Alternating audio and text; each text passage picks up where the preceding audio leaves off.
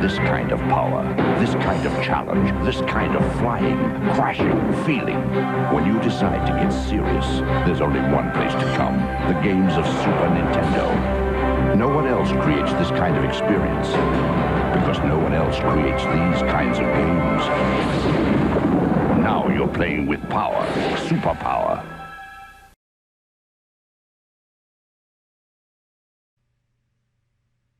Hello there. I didn't see you come in. I just happened to be playing a system, pretty important system to me. It's called the Super Famicom? No, that's not it. Oh, the Super Nintendo. I got this game. Looks good to me. It's got the right chips in it. I think it should be good. Am I gonna have to blow in it? I don't know. Let's give it a shot, shall we? Let's try it out. Insert it in the Super Nintendo. Nice snap. Ooh, fancy.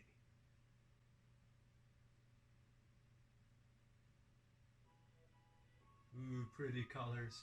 CRTs. The only way to play.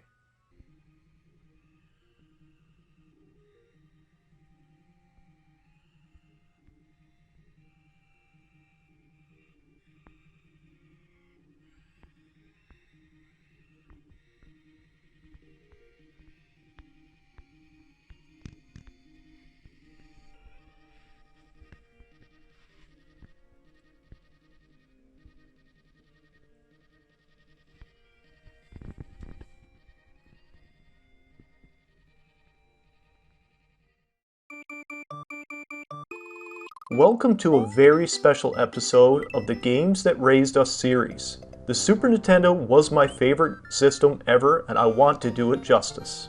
Hello everyone. In all my decades of playing games, no other system brought me as much joy as the Super Nintendo Entertainment System.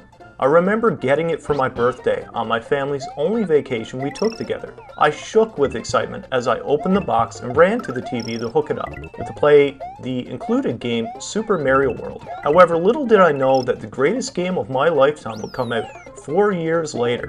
To me, there is no greater pleasure than to experience a game that transcends the art form into an experience we've never seen before. When you can feel the love put into it, that the game itself is a higher calling, teaching us lessons we never knew we needed at the time.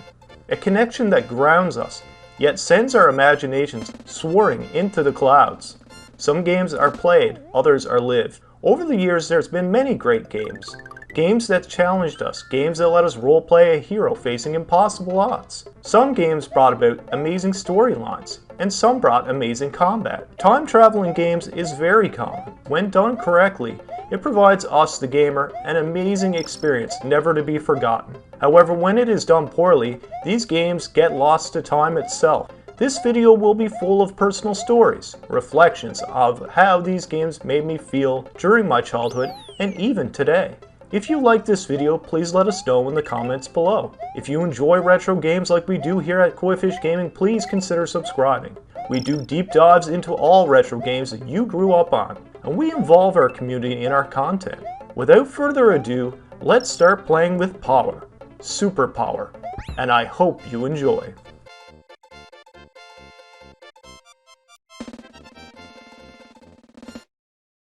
Super Mario Kart is a 1992 kart racing video game developed and published by Nintendo for the Super Nintendo Entertainment System. The first game of the Mario Kart series, it was released in Japan and North America in 1992, and in Europe the following year in 1993, selling 8.76 million copies worldwide. The game went on to become the fourth best-selling SNES game of all time. Super Mario Kart was very special to me. It was my go-to game when friends came over. I prided myself on being the best in my community. Everyone eventually had this game who had a Super Nintendo. I even took part in an official competition at the time. Nowadays, Mario Kart has become cheap. Items do not rely on skill as much, and honestly, the Super Nintendo version of Mario Kart is still my favorite version. This game is available on the Switch Online service. It's also available on the SNES Classic, as well as the original Super Nintendo, so there's lots of ways to experience this great game.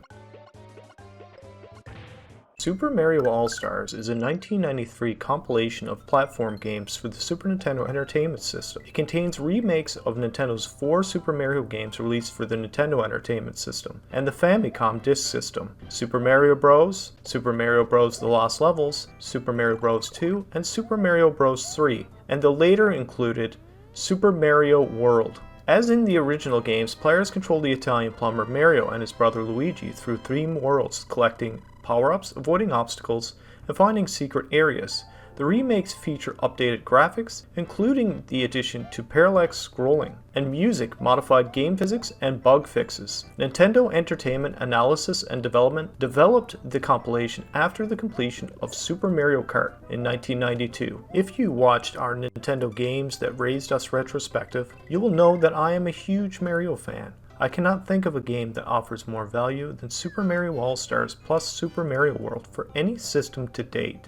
These complete remasters were so perfectly done, they almost made the originals obsolete in every way. When I would have friends over, we would often pick a game and go through its entirety. In fact, several of my sleepovers we finished each and every game on the cartridge. I did not own the Super Mario's All-Star plus Super Mario World game until later on in life. When I was younger, I only had the original. However, the cart offers even more value, especially with the Luigi sprite upgrades in Super Mario World. If you get a chance to play this game, it will keep you entertained for weeks, and will keep you coming back for more years later like it does for me. I consider this game easily one of the best games for the Super Nintendo, and certainly an amazing remaster of all the games that were included in the cartridge. Super Metroid is an action-adventure game developed and published by Nintendo for the Super Nintendo Entertainment System in 1994. It is the third installment in the Metroid series, following the events of the Game Boy game Metroid 2: Return of Samus in 1991. Players control bounty hunter Samus Aran, who travels to the planet Zebes to retrieve an infant Metroid creature stolen by the space pirate leader Ridley. Following the established gameplay model of its predecessors, Super Metroid focuses on exploration, with the player searching for power-ups used to reach previously inaccessible areas. It introduced new concepts to the series, such as an inventory screen, an auto map, and the ability to fire in all directions. The developers wanted to make a true action game and set the stage for Samus's reappearance. Super Metroid received acclaim, with praise for its atmosphere, gameplay, music, and graphics. It is often cited as one of the best video games of all time. This game sold well and shipped 1.42 million copies worldwide by late 2003. Super Metroid was one of those games for me and my friends that was very special. It offered an atmosphere like no other. The music and the sense of dread of hitting Zebes was just amazing at the time. The bosses were simply incredible, and everything about this game screamed AAA title for the time. Super Metroid is often cited as one of the best video games of all time, and why not? It brought so many new things to the table. It's hard to imagine another game that changed the industry as much as Super Metroid.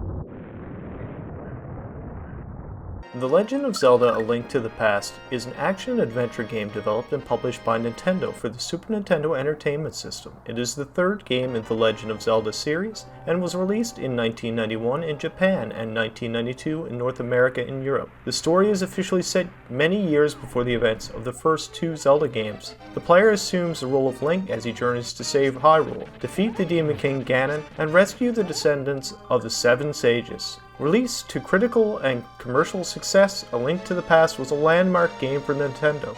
It's considered one of the greatest games of all time. My first experience with this title was actually from my local electronics shop. I rented this game. I didn't know what to do because actually it had a save state on it that was a little further ahead than the beginning of the game. So when I finally figured that out and I started playing the game, I could not believe the sense of scale, the adventure, the music, the bosses, everything about this game. I actually said to my parents, you know what? I need this game. It's too good and I want it now. I had to wait several months, but I did eventually get this game, and I played through it at least 100 times.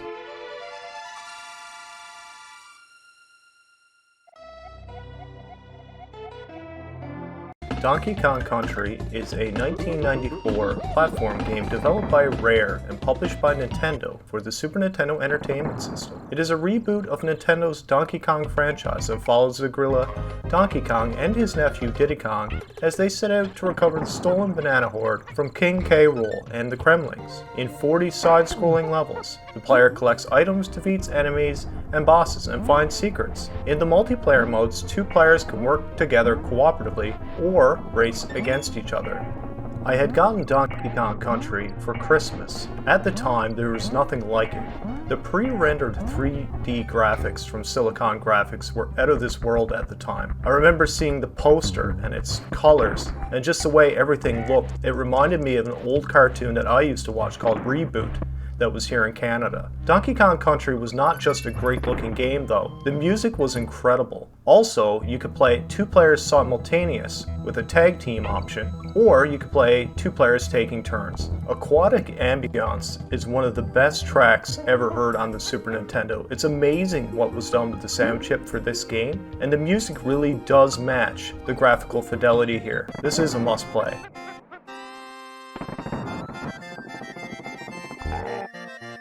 Super Castlevania 4 is a 1991 platform game developed and published by Konami, released originally for the Super Nintendo Entertainment System. It has been re-released multiple times, including for the Super Nintendo Classic Edition. Super Castlevania 4 features expanded play control, 16-bit graphics featuring SNES Mode 7, and a soundtrack featuring new pieces and arrangements based on previous Castlevania music. Following the same setting as Castlevania on the NES, the game takes place in 1691 Transylvania, where the vampire hunter Simon Belmont must defeat the vampire Dracula. The game received critical acclaim, with some calling it one of the greatest video games of all time. This game was very unique. It was unique in the fact that I had not played it before I actually purchased the game. I actually purchased it based off the Nintendo Power magazine. I saw a section in there actually talking about the game and said, oh my god, that looks amazing. And I really enjoyed the ones for the Nintendo Entertainment System, but when I got it, I was in for a surprise. Not only were the graphics incredible,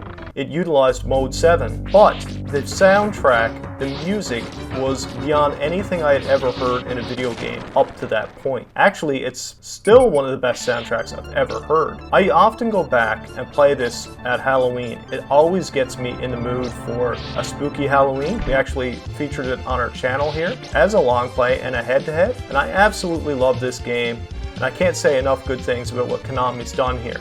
If Konami was smart, they would go and they would remaster this game and bring it back to the masses, because it is an absolute masterpiece. Super Castlevania 4 is the perfect mix of atmosphere, music, bosses, and just an enjoyable ride from start to finish. This is a pick up and play game that is hard to master, but when you do, you'll go back for more.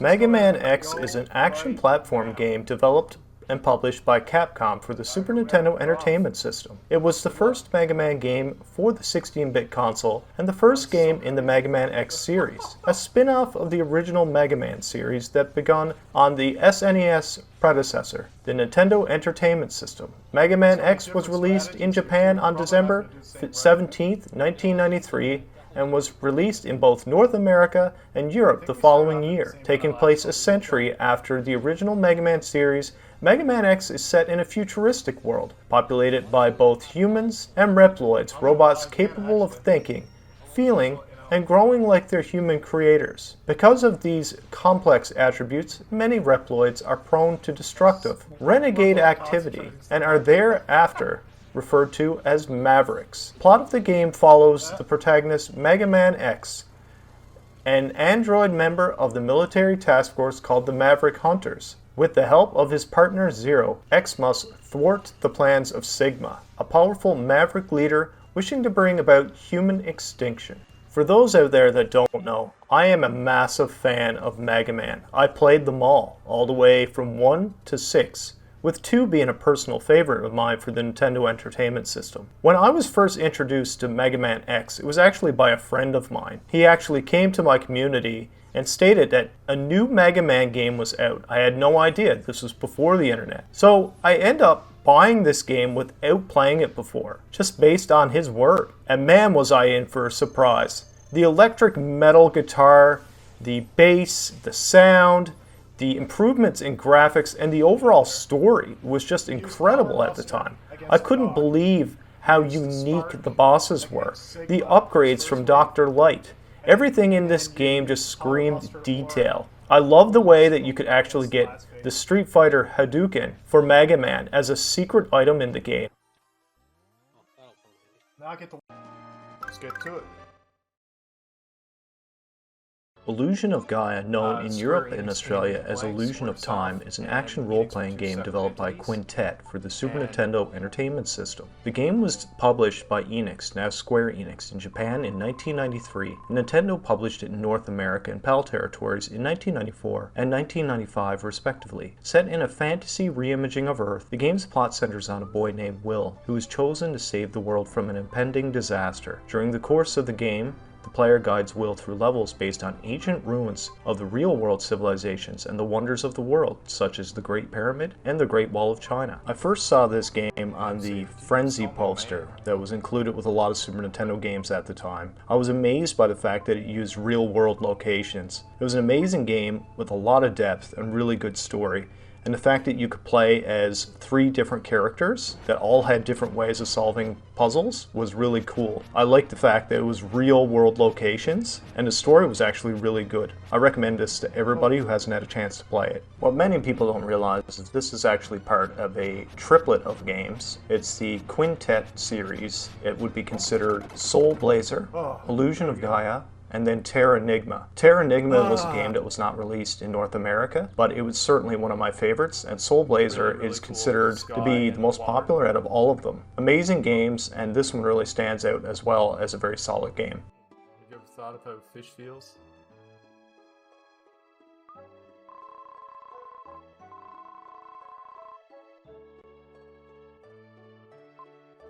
Teenage Mutant Ninja Turtles: Turtles in Time, released as Teenage Mutant Hero Turtles: Turtles in Time in Europe, is a beat-em-up arcade video game produced by Konami and released in 1991. A sequel to the original Teenage Mutant Ninja Turtles arcade game, it is a scrolling beat-em-up type game based mainly on the 1987 Teenage Mutant Ninja Turtles animated series. Originally an arcade game, Turtles in Time was ported to the Super Nintendo Entertainment System in 1992 under the title Teenage Mutant Ninja Turtles 4: Turtles in Time, continuing the numbering from the earlier Turtles games released on the original Nintendo Entertainment System. That same year, a game that borrowed many elements, Teenage Mutant Ninja Turtles: The Hyperstone Heist, was released for the Mega Drive and Genesis. Turtles in Time is easily one of my favorite games ever made, one of my favorite beat-em-ups for sure, especially for the Super Nintendo.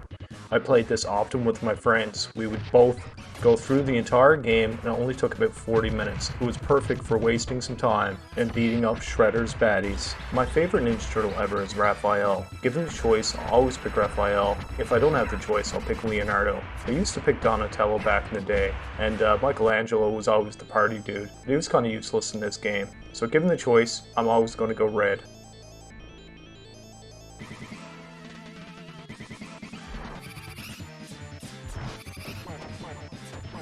Battletoads and Battlemaniacs is a 1993 platforming beat-em-up video game developed by Rare and published by Tradewest for the Super Nintendo Entertainment System. Part of the Battletoads series, the game was released in North America in June 1993, in Europe in October 1993, and in Japan on January 7, 1994. It was also ported for the Sega Master System and released exclusively in Brazil. It was released around the same time as Battletoads and Double Dragon, another installment in the series. Easily one of the hardest games for the Super Nintendo.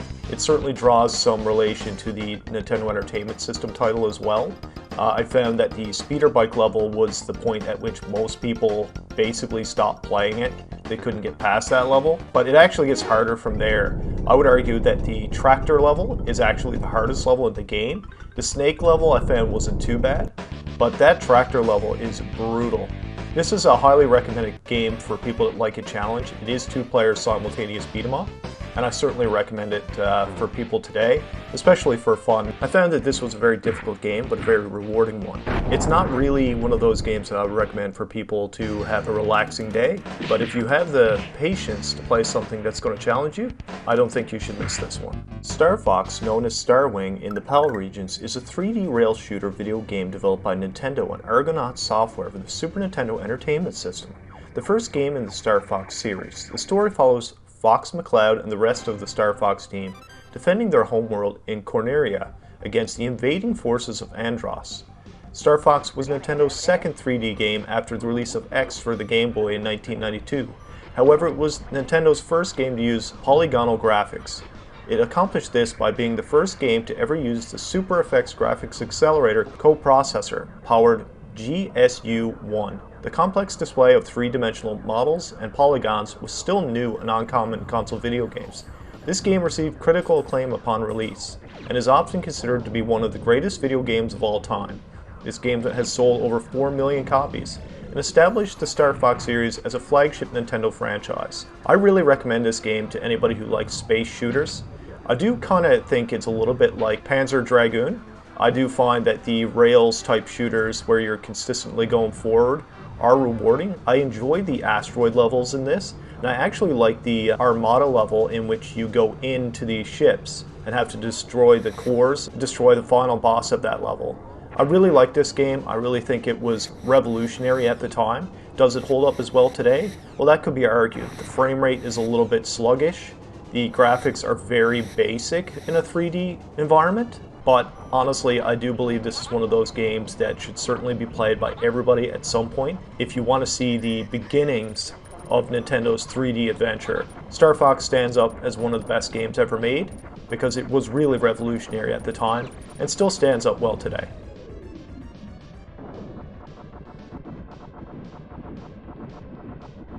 Gradius 3 is a 1989 scrolling shooter video game developed and published by Konami, originally released for the arcades in Japan and other parts of Asia on December 11, 1989. It is the third game in the Gradius series. The game was ported to the Super Nintendo Entertainment System in Japan in 1990 and in North America in 1991. It served as a launch title for the system in North America. The player pilots the starfighter Vic Fighter Starfighter to battle the onslaughts of the Bacterian Empire. There are a total of 10 levels in this game. This was a game that was very unique. It was a very, very, very difficult game in the later stages, but the interesting thing is that the Super Nintendo actually had an advantage in the fact that it was slow. The game slowed down and made some of the harder parts a lot easier.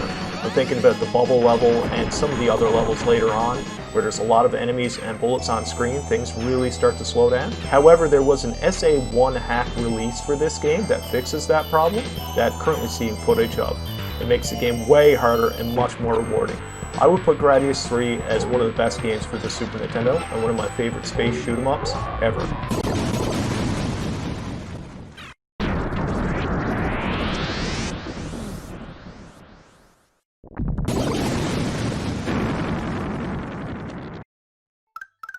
Street Fighter II Turbo Hyper Fighting is a competitive fighting game released by Capcom for arcades in 1992.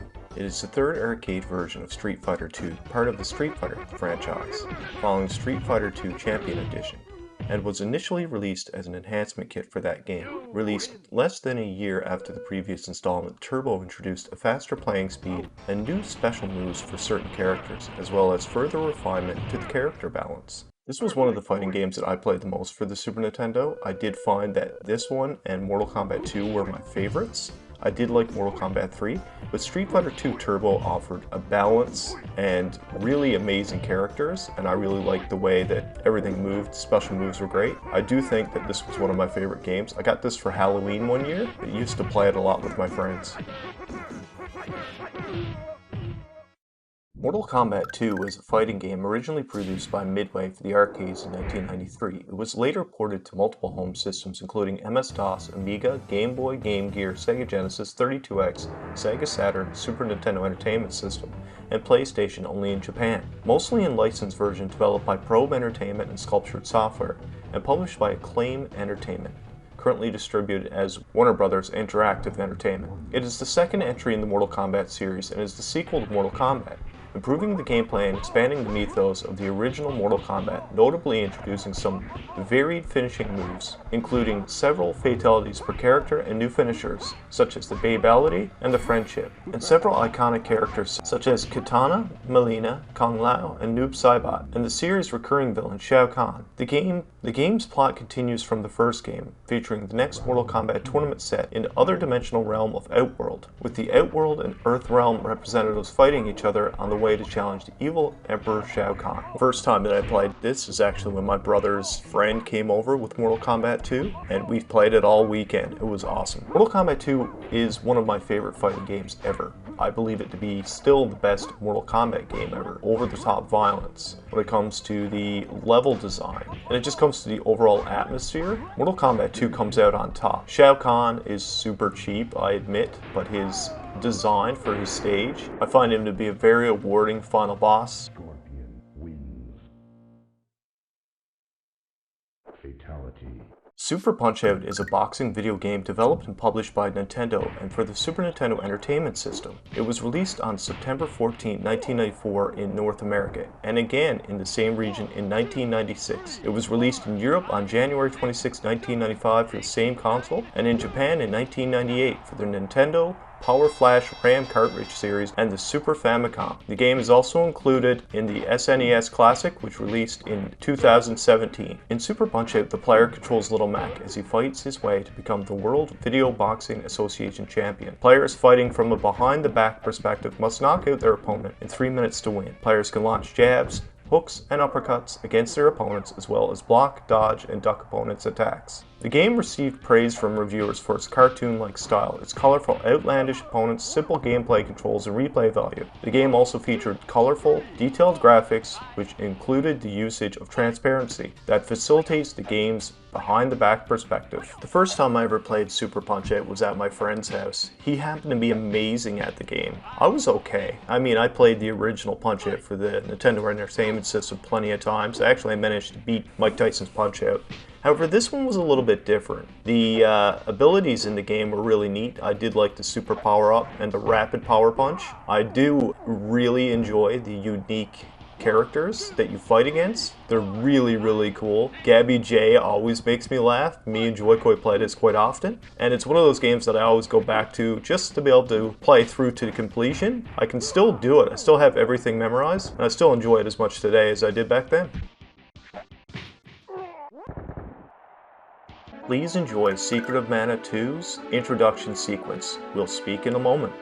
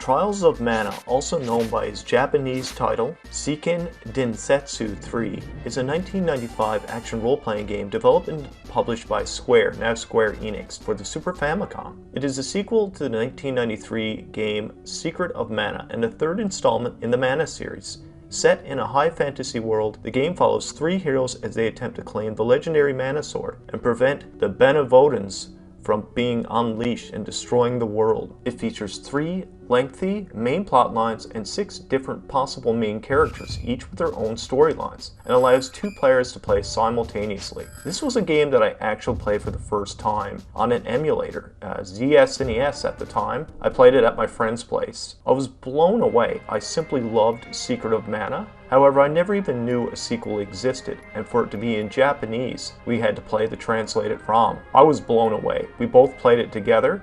We actually played it through to completion. Easily one of my favorite action RPGs for the Super Nintendo and the Super Famicom. I go back and I play this one quite often. Me and Joy-Koi have played it, and I plan to do a long play of this game eventually on the channel.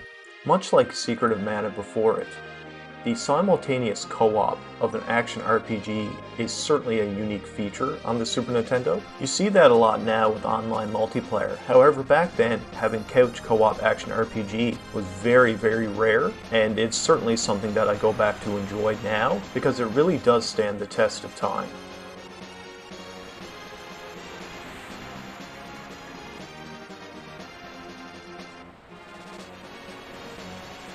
Secret of Evermore is an action role-playing game for the Super Nintendo Entertainment System. It was released by Square in North America on October 1st, 1995, and in Europe and Australia in February 1996.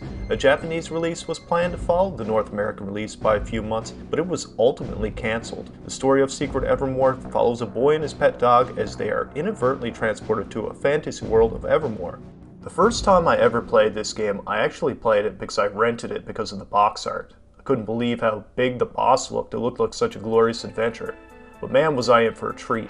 As soon as I rented it, I actually went out that day and bought it while I still had the rental in hand. But the main reason I bought this game is not because of the graphics. It was because of Jeremy Soule, an American composer who soundtracks the whole entirety of Secret of Evermore. It was his first project in 1995, and it created the atmosphere. I would argue that this has the best soundtrack of any game on the Super Nintendo and keeps me coming back. You may remember Jeremy Soule from such classics as Elder Scrolls, Guild Wars, Icewind Dale, and the Harry Potter series. He is quite the legend in the industry, but I still believe some of his most unique work certainly comes from Secret of Evermore. I love this game, and it's one of my favorites ever.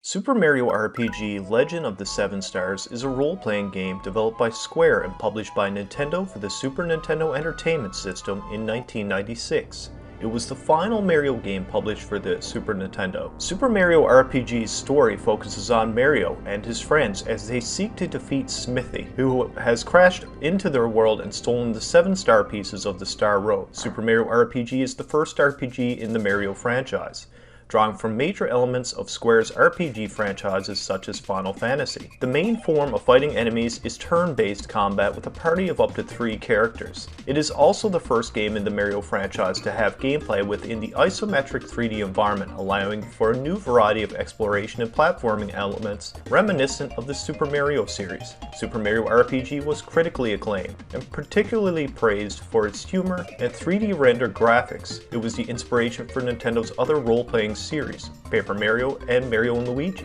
and both are spiritual successors which retain some gameplay elements. Super Mario RPG was released on the Wii Virtual Console service in 2008, marking its debut in Europe and Australia, and later for the Wii U's Virtual Console in 2016. It was also included with the Super Nintendo Classic Edition in 2017. Mario sets out to rescue Princess Toadstool, infiltrating the castle to which she has been taken and challenging kidnapper King Bowser. During the battle, a giant living sword named Exor falls from the sky, breaks through the Star Road, a pathway that helps grant people's wishes, and crashes into Bowser's castle, sending Mario, Princess Toadstool, and Bowser flying in different directions, as well as scattering the 7 star fragments. Mario lands back at his pad and meets up with Toad, who tells him to rescue Princess Toadstool. Mario returns to Bowser's castle, but Exor destroys the bridge, preventing him from entering. Thus, our adventure begins. I'm gonna go off script for this one. I can honestly say that Super Mario RPG is one of the best games ever made for any system. It was a collaboration between Square and Nintendo, and it was done right. Geno is one of the best characters ever introduced to any of the Nintendo games, and we have not seen him since. Do you know about timed hits? Well, I do. The timed hits and timed defense mechanics of Super Mario RPG still have not been beat in my opinion. The fact that you could press a button at a certain time to make a different thing happen and to reduce your damage to do more damage was an incredible feature. It really added a dynamic to turn-based battles that was never really seen before this point. I would give Super Mario RPG a 10 out of 10 star piece rating, the second best game in my opinion for the Super Nintendo. I think it's also important for me to mention that Super Mario RPG Legend of the Seven Stars is one of the only 7 Super Nintendo games released outside Japan that uses Nintendo SA1 chip. Compared with standard SNES games, the additional microprocessor allows these features: higher clock speeds, faster access to random access memory, greater memory mapping capabilities, data storage and compression, new direct memory access such as bitmap and bitplane transfer.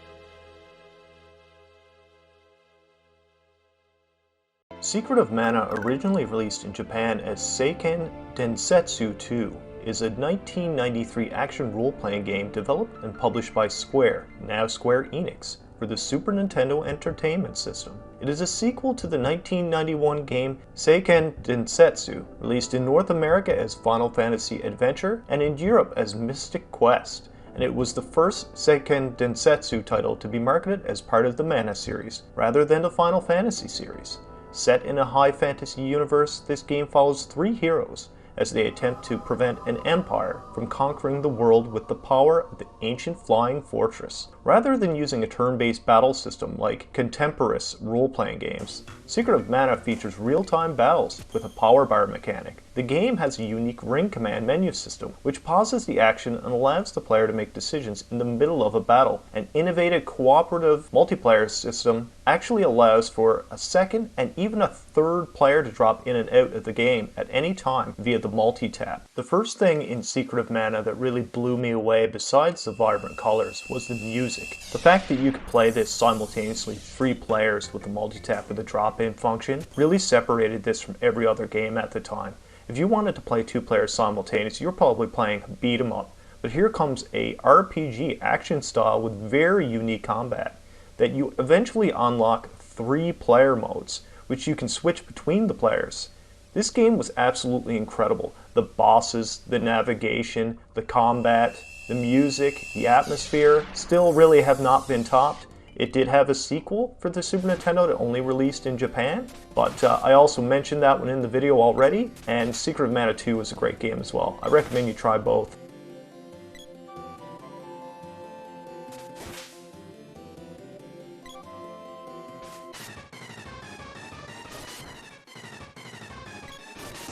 Super Mario World 2 Yoshi's Island is a 1995 platform game developed and published by Nintendo for the Super Nintendo Entertainment System. The player controls Yoshi, a friendly dinosaur, on a quest to reunite baby Mario with his brother Luigi, who has been kidnapped by Kamek. As a Super Mario series platformer, Yoshi runs and jumps to reach the end of each level while solving puzzles and collecting items with Mario's help. The game has a hand-drawn aesthetic and was the first in the franchise to have Yoshi as the main character, where it introduces his signature flutter jump and egg spawning abilities. After 4 years of development, Yoshi's Island was released in Japan in August 1995 and worldwide 2 months later. Some of the special effects were powered by the new Super Effects 2 microchip. The game was later ported to the Game Boy Advance as Super Mario Advance 3 Yoshi's Island in 2002.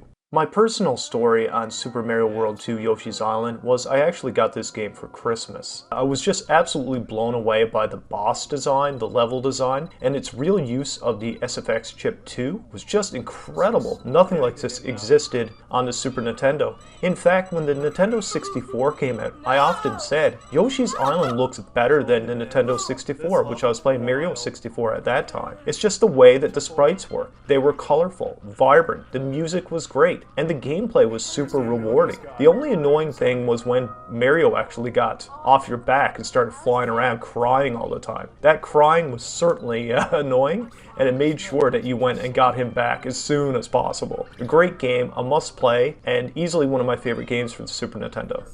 That's right. Also sounds identical to the one in Mario 64. One of the best looking castle levels too. Look at the lava. Actually moves. Like a little treasure chest almost. That's the way it looks to me. Final Fantasy VI, also known as Final Fantasy III from its initial North America release in 1994, is a role-playing video game developed and published by Square for the Super Nintendo Entertainment System. Final Fantasy VI is the sixth main entry in the Final Fantasy series, and the first to be directed by someone other than the series creator. Set in a world with technology resembling the Second Industrial Revolution, the game's story follows an expanding cast that includes 14 permanent playable characters. The narrative depicts numerous, more mature themes throughout the entire game than its previous installments, including a rebellion against immoral military dictatorship, pursuit in the magical arms race, use of chemical weapons in warfare, depictions of violent and apocalyptic confrontations, several personal redemption arcs, teenage pregnancy, and the renewal of hope and life itself. This game received widespread critical acclaim, particularly for its graphics, soundtrack, story, characters, setting, and mature themes. Widely considered by many one of the best video games of all time, and the best game of the Final Fantasy series. What I'm not going to do is spoil this game for anybody, but I can tell you firsthand that the praise that this game gets is completely deserved. The music, the story is so crazy, the graphics are incredible, the battle system's great, and this is Final Fantasy on steroids. Still one of the darkest ones easily. I go back and I play this one quite often. I played this when I was playing Chrono Trigger, which is another great game. Actually, it's interesting, some of the sound samples are the exact same between both of the games. This is a masterpiece. You must play this at least once in your life if you love RPGs.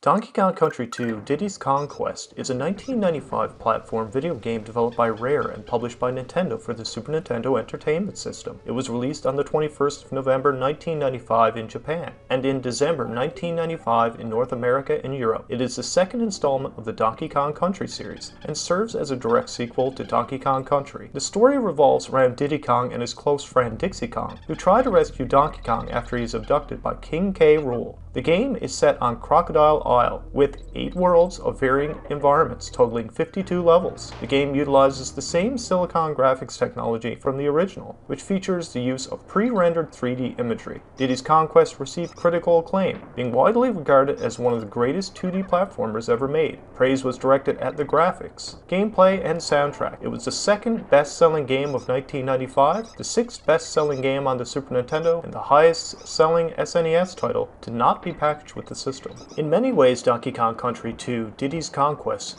really did improve on everything from Donkey Kong Country. However, while it's not a popular opinion, I do prefer the original Donkey Kong Country over 2. Many people love Donkey Kong 2 because of its soundtrack, its gameplay, and virtually it improved on everything from the original. However, nostalgia really has me blinded. I really like 1 over 2, but 2 is an amazing game, and many would say that it is the better game. It's just for me, it just didn't have the same impact on me as a kid. Now, which is the better game? I'll let you be the judge of that. Mario Paint is a video game released in 1992 by Nintendo for use with the Super Nintendo Entertainment System. It is packaged with the Super Nintendo mouse peripheral. The game was developed by Nintendo Research and Development 1 and Intelligent Systems. According to the manual, 2 parts of Mario Paint are meant to familiarize the user with the SNES mouse, the title screen where users can click on each logo text for surprise to occur, and the fly swatting minigame named Gnat Attack, where the player swats 100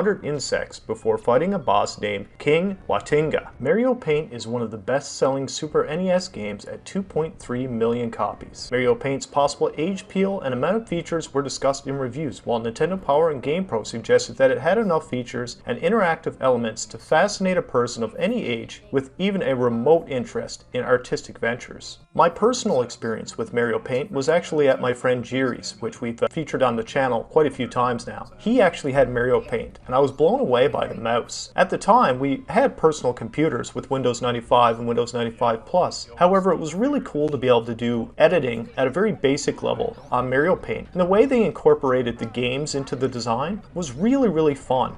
This game has unlimited play value. People play it still today. I actually own it currently with the SNES mouse, and I've actually featured it on this channel, which you can see right now. I absolutely love this game. I think it's more than just a game though. It really does start people on the path of digital editing and design. So to me, in some ways, if this was your first introduction into graphics editing, you had a fun journey, and I can tell you that you probably go back and play this today. Out of This World, also known as Another World, is a 1991 cinematic platformer action-adventure designed by Eric Chahai and published by Delphine Software. The game tells a story of Lester, a young scientist who, as a result of an experiment gone wrong, finds himself on a dangerous alien world where he is forced to fight for survival. Another World was developed by Chahai alone over a period of about 2 years with help with the soundtrack from Jean-Francois Freitas. Chahai developed his own game engine, completing all the game's art and animations in vector form to reduce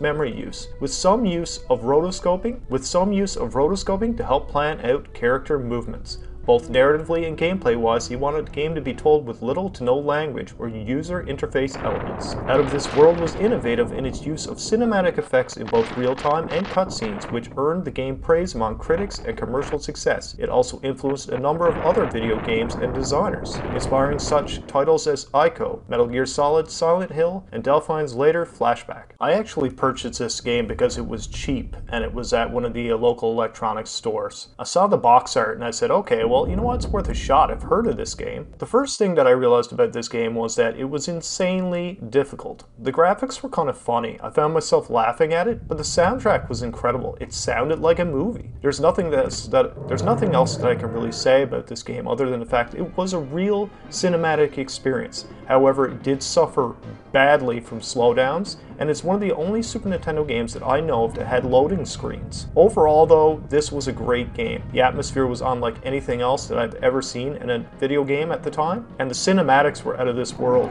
pardon the pun.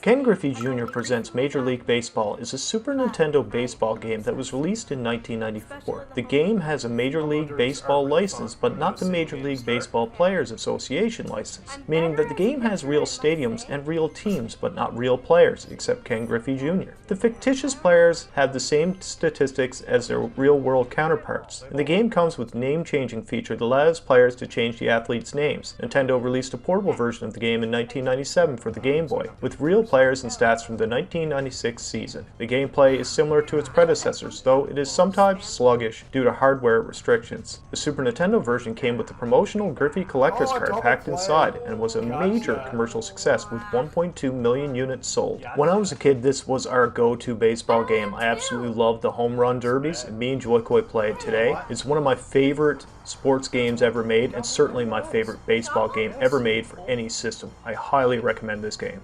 That's gone too. Now that I'm watching, you're getting all of them.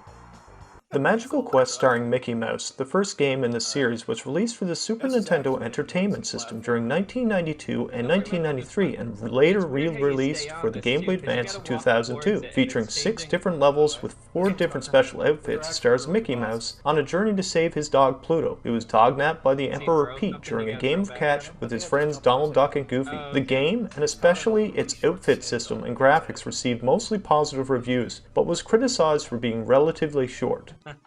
My personal experience with this game. Oh no! Yeah, the flip. My personal experience with this game was actually as a rental. I rented it just because I didn't know what else to rent, and I said, you know what, the box art kind of looks cool. So we gave it a shot. And man, were we actually impressed. This game had way more depth than it should have.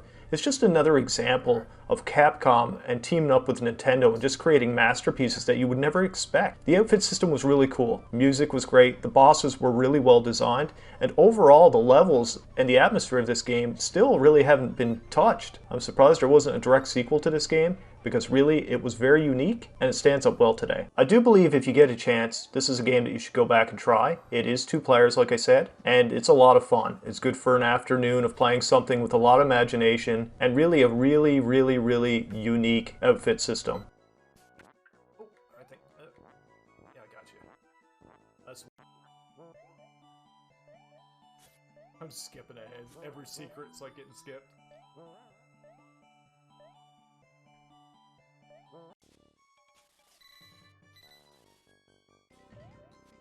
Contra 3: The Alien Wars is a 1992 run-and-gun video game developed and published by Konami for the Super Nintendo Entertainment System. It is the 3rd home console entry in the Contra series after Contra 1987 and Super C 1988 for the Nintendo Entertainment System. In PAL regions, it was retitled Super Probotector Alien Rebels, and the player characters were replaced by robots. Contra 3 received positive reviews with critics praising its arcade quality derived from its sound and visual design. It has been called one of the best Contra games in the retrospective reviews. It was ported to the Game Boy as Contra the Alien Wars 1994 by Factor 5, where it received positive reviews for its Super Game Boy enhancements. Konami also released a Game Boy Advance port titled Contra Advance. My personal experiences with Contra 3: The Alien Wars was that I actually played it at a friend's house at first. It was brutally hard, but it was a 2-player simultaneous run-and-gun co-op shooter. So we got to play it, and we got to the Terminator boss, and that's where we wiped and had to restart. The thing about it was, I never found it cheap. I always found it was fair, because when you learned something, you could usually repeat your successes, which allowed you to get through the game fairly. I was one of the only kids that I knew that could actually complete this game without using the Konami 30 Lives code. Would I recommend this game to anybody? Yes, Contra 3: The Alien Wars is a masterpiece run-and-gun, and certainly one of the best Contra games ever made. There is a Sega equivalent, Contra Hardcore, that is amazing as well, but it's different. Completely different game, but I recommend you play both. Oh, right, they're gonna... Flames, run. Right. Oh, right, oh. It's taking that too slow. Bombs. Oh, really?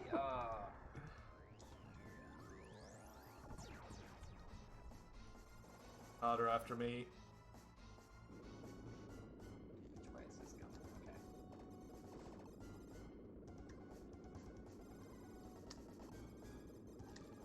It goes all the way around? Oh, jeez. Bombs. Oh, we got him.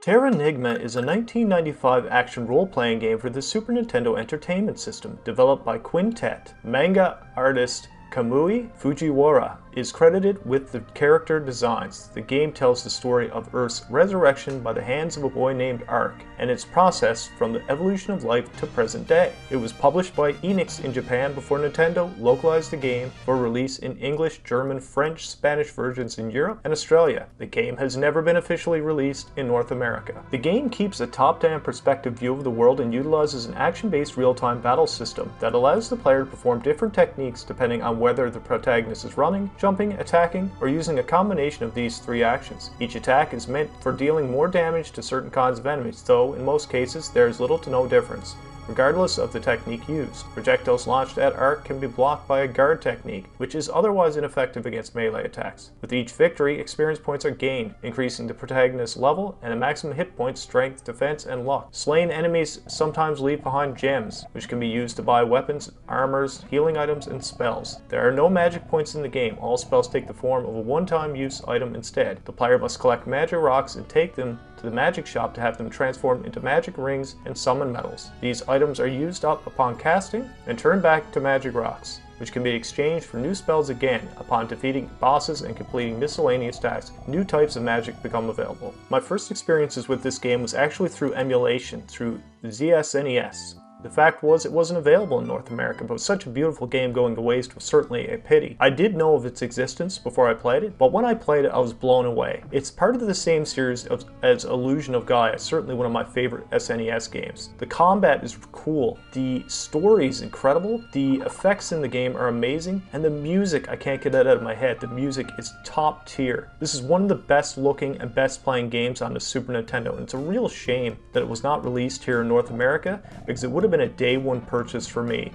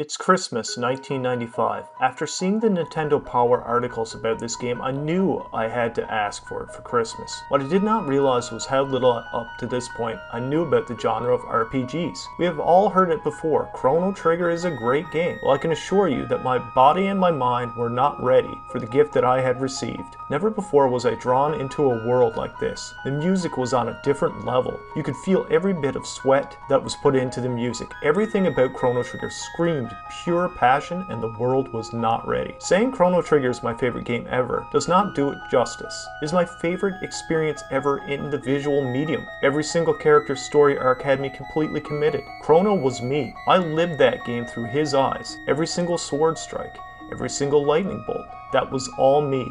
Teaming up with Frog, I knew damn well Magus was going down, and Marl was my girlfriend. What blew me away was how often that I was approaching the end of the game only to get the story completely U-turned into something else. I honestly thought Magus was the final boss. Not only was I wrong there, but he can actually join the team? What? How could I team up with somebody so evil? However, after battling him, I knew his powers were too good to pass up. Not to mention his interactions with NPCs and the team were so amazing. Chrono Trigger has time travel elements. that actually makes sense. You do something in the past and the future changes. Unless the future refused to change. Lavos, the big baddie of this game, is straight out of H.P. Lovecraft, a time-devouring alien that seems too powerful to even comprehend defeating. The land of Zeal is where I would live if I could live in a game world, a sky paradise where science and magic are one and the same. The two pieces of music that I would stop and listen to for hours imagining that I was there in Zeal were the Zeal theme and Shala's theme. Those pieces of music touched me in a way that nothing else did.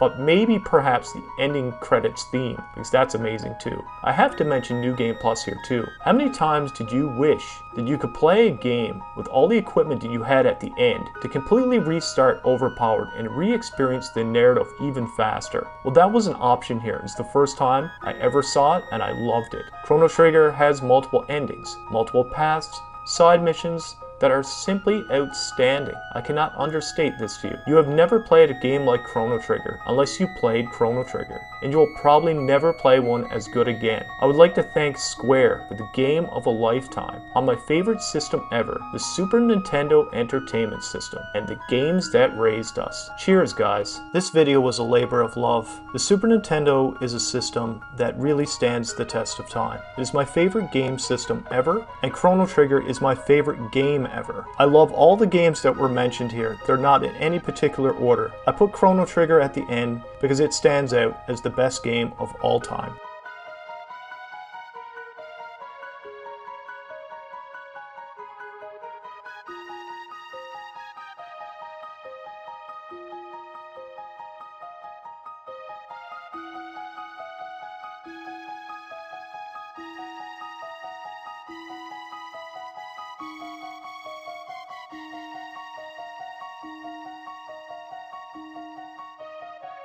Thank you everyone so much for watching. That's going to do it for this Games That Raised Us episode. If you like this, please like down below. Don't forget to comment, and if you haven't, please consider subscribing for more Games That Raised Us and other retro content here at COIFISH Gaming. Thank you very much, and you have a great day.